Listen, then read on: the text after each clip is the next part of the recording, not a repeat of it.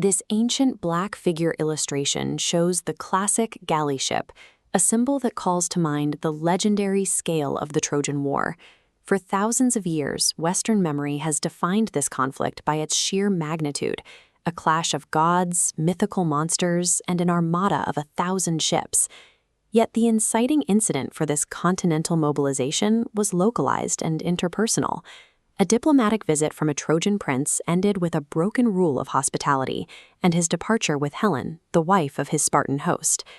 How does a domestic dispute in a single palace successfully draft the fighting forces of an entire continent?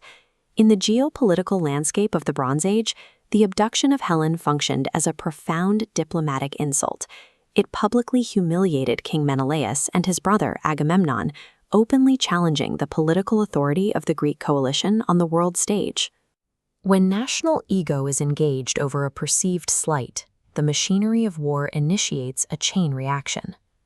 Once the mobilization is in motion, the political cost of backing down quickly becomes higher than the projected cost of the war itself. Moving tens of thousands of Greek soldiers across the Aegean Sea was a logistical nightmare. The coalition had to maintain constant supply lines and a hostile beachhead thousands of miles from their home ports. This view of the Dardanelles Strait shows the strategic choke point the Greeks faced.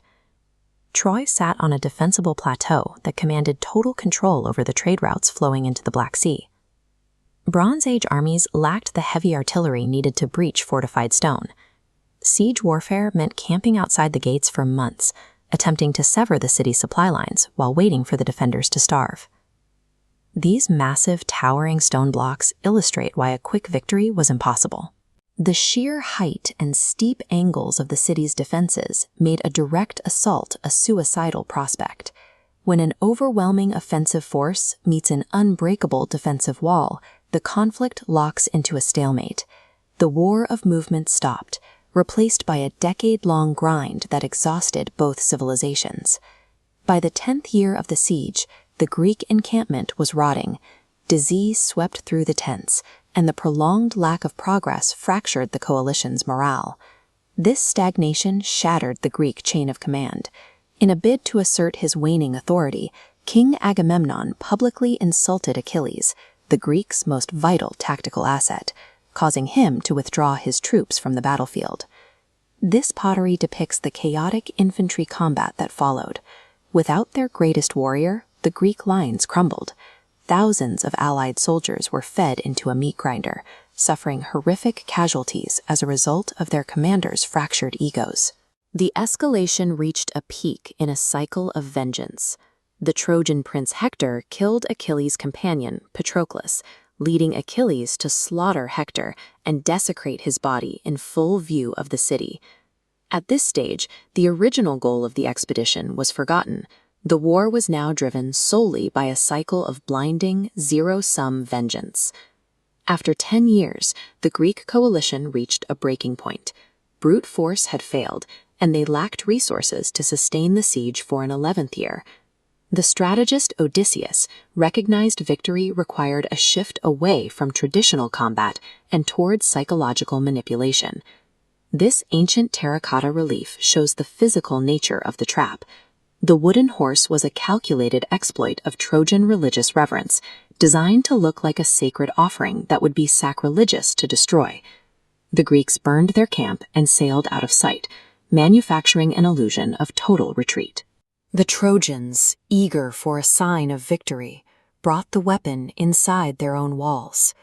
The 10-year deadlock dissolved when the Greeks weaponized the enemy's own religious pride and sudden complacency. The fall of Troy was a chaotic slaughter. Greek soldiers spilled from the horse under the cover of darkness, initiating the uncontrolled destruction of the city and the mass killing of its civilian population. Erasure of the city.